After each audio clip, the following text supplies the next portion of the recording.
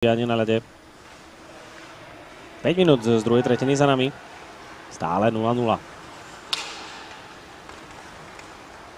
To McKinnon pekne posunul dopredu svoje krídlo a to bola konštrukcia brány. Ešte dorážka, gól! Tak Fíni sa dočkali, prvá elitná formácia. Oksanen, McKinnon, Kuokkanen sa zapisuje do streleckej listiny. Je to zrejme Kuokkanen, ktorý bude označený ako autor gólu. To McKinnon zrejme s ďalším kanadským bodom. Tu takto Kuokkanen najskôr opečiatkoval bránu. No tak nie, Kuokkanen, ale už nemal pred sebou veľmi ťažkú prácu. Zasunúť puk, ktorý sa nepodarilo odraziť. Teraz Otto Sompi prenechal puk svojmu spoluhráčovi. Opäť Otto Sompi. Nemilenenovi uchádza puk a ten sa dostáva na okejku Nikitu Popugajeva, ktorý sa po druhýkrát rútil na bránu a bol faulovaný Nemilenenom, nariedené trestné strieľanie. Tak nebol to Nikita Popugajev, ale bola to ruská 23.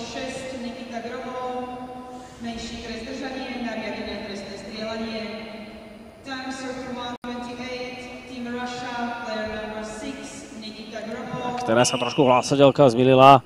Šveska určite Nemilainen, ale teraz trestné strieľanie Vjačeslav Ševčenko. No a Ševčenko nevyzeral na Isokangas. Stav stretnutia sa teda nemení. Isokangas stále drží čisté konto, teraz podržal svoje mužstvo.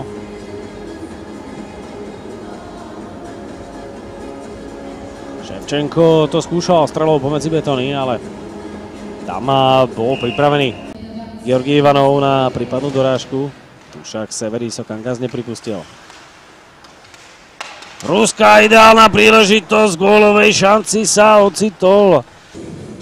3 minúty a 43 sekúnd do konca.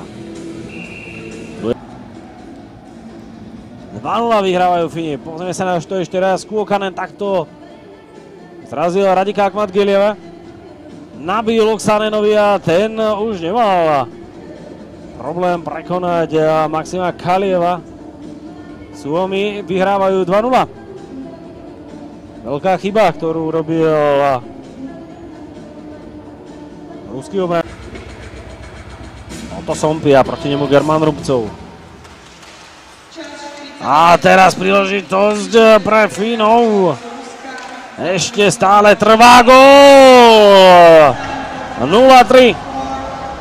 Ďalší fínsky gól a presadila sa aj druhá formácia. Tuolola. Bol tam aj Veselainen, aj Otto Sompi. Ale Resenen takto obkorčuloval bránu.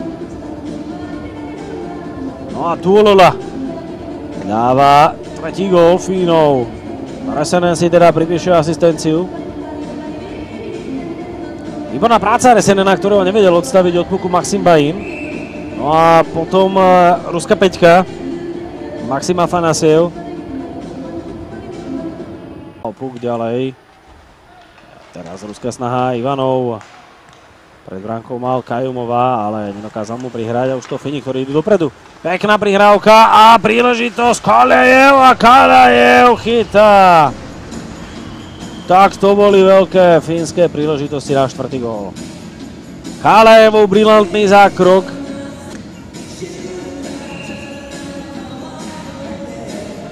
Prvý a následne aj druhý do lapačky Maxim Kalajev.